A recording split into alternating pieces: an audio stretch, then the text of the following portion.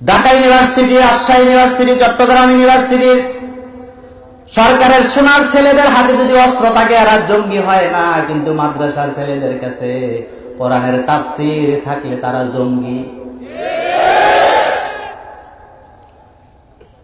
প্রধানমন্ত্রীকে অনুরোধ করতে চাই, আল্লাহ বলেছেন অহুম আয়ুনুল লা ইউবসিরুনা বিহা অহুম আযানুল লা ইয়াসমাউনা বিহা।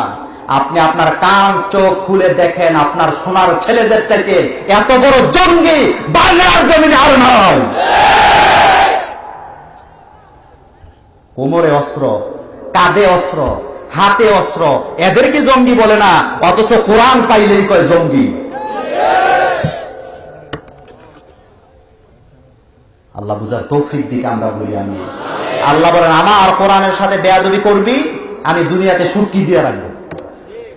কয়েকটা নাস্তিককে আল্লাহ সুটকি বানায় রেখেছেন এই বাংলার জমিনে, ঠিক না বেঠিক?